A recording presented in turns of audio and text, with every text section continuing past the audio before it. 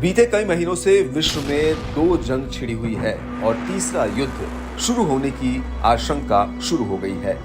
एक जंग रूस और यूक्रेन के बीच तो दूसरी इजराइल और हमास के बीच चल रही है। अब इजराइल और ईरान के बीच जिस तरह से तनाव बढ़ रहा है, उससे लगता है कि तीसरा युद्ध इजराइल और ईरान के बीच छिड़ सकता है।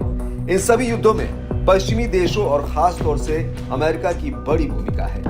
ईरान ने भी यही कहा है।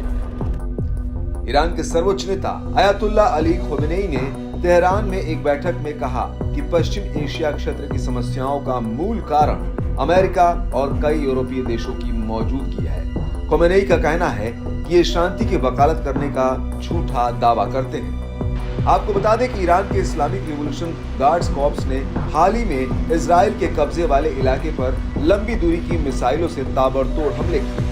उन हमलों के कुछ घंटों बाद ही बैठक हुई। बैठक में उन्होंने कहा, اساس مشکل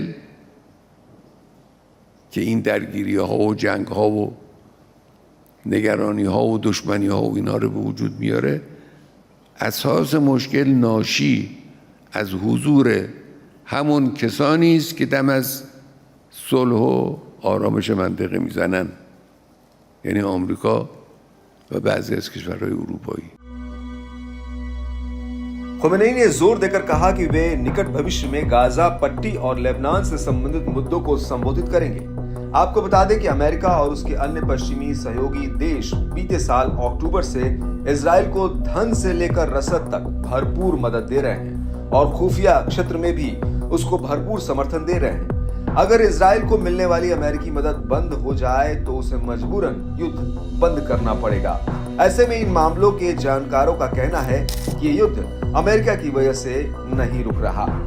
अमेरिकी मदद से इजराइल लेबनान से लेकर गाजा तक में हमले कर रहा है और अब तक उसने हिजबुल्लाह के बड़े अधिकारियों और कमांडरों सहित हमास, IRGC के कई लड़ाकों और सलाहकारों की टारगेटेड हत्याएं की है।